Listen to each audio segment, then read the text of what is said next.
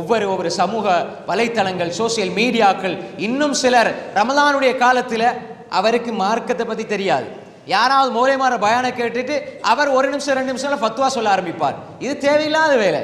நீங்க 10-20 வருஷம் படிங்க, ஃபத்வாக்களுடைய சட்டங்களை படிங்க, ஹதீஸ்களை பாடமாக்குங்க, குர்ஆன் வசனங்களுக்கு தஃப்சீரை படிங்க, அதுக்கப்புறம் ஃபத்வா சொல்லுங்க. பொம்பளை பிள்ளைகள் ஹிஜாபையும் போட்டுக்கிட்டு ஃபத்வா கொடுக்க வந்துருவாங்க. இது நேர விரயம், தேவையில்லாத வேலை. அதற்கென்று தகுதி உள்ளவர்கள் இருக்கிறார்கள், அவர்கள் அந்த வேலையை செய்வார்கள். அதே மாதிரி சமையல் குறிப்பு, சமையல் குறிப்பு பார்க்கறது. இன்றைக்கு நோன்பு திறக்கிறதுக்கு என்ன விசேஷமா கணவனுக்கு, மனைவிக்கு, பிள்ளைகளுக்கு செஞ்சு கொடுக்குறது. அன்புக்குரிய சகோதரர், நேர விரயம். ரமலான்ல டைமை ஷெட்யூல் பண்ணி கொஞ்சம் நேரம் சமையலுக்கு கொடுங்க, கொஞ்ச நேரம் இதில் இப்படி செய்யுங்க, மாற்றீட செய்யுங்க, பிள்ளைகளை பழகி கொடுங்க, பிள்ளைகள் இதை செய்யட்டும். உம்மா நீங்க என்ன செய்யுங்க, கொஞ்சம் டைமை பிள்ளைக்கு கொடுத்துட்டு நீங்க குர்ஆன் ஓதுங்க. அதே மாதிரி பிள்ளை செய்யுங்க, தாய் தாப்பனுக்கு உதவி செய்யுங்க, நீங்க குர்ஆன் ஓதுங்க. அன்புக்குரிய சகோதரர்களே, சமையலண்டும் நேரம் வீணாகி விடுகிறது.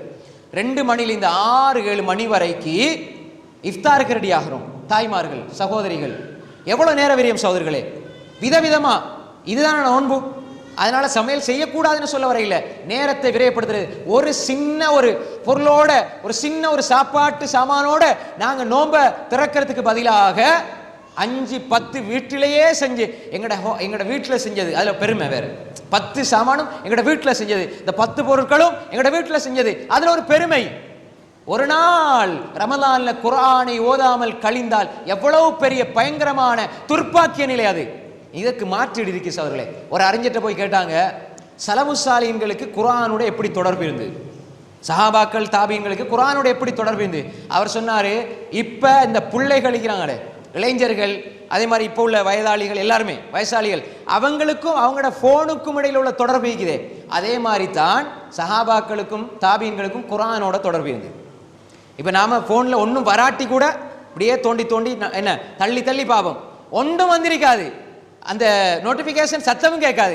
யாராவது அதை அனுப்புனது சத்தம் கேட்காம இருந்திருக்குமோன்ற சிந்தனையில போய் தோண்டி பார்க்கறது. யாராவது இப்படி பார்க்குற, அவர் ஸ்டேட்டஸ், இவர் ஸ்டேட்டஸ், அவன் ஏதாவது சினிமா போடுவான், அவன் பாட்டு போடுவான், அதை பார்த்துருக்கணும். ஃபோனை தள்ளிக்கிட்டே இருக்கணும், பார்த்துக்கிட்டே இருக்கணும். வாட்ஸ்அப்பில் மெசேஜ் இல்லையா, அவர் யார் ஆன்லைனில் இருக்கிறார், யார் ஆன்லைனில் இல்லை, எத்தனை மணிக்கு அவர் லாஸ்ட் சீன் என்ன, எத்தனை மணிக்கு அவர் போனாரு, எத்தனை மணிக்கு படுத்தாரு, ஷைத்தான். அன்புக்குரிய சகோதரர்களே, ஏன் நேர விரயத்தை விடுங்க.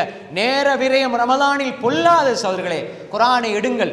முந்தைய உரையில ஷேக் அலா சொன்னாங்க, குர்ஆனோடு தொடர்பை நீங்கள் ஏற்படுத்துங்கள். குர்ஆன் அது இந்த ரமலானுடைய அடையாளம்.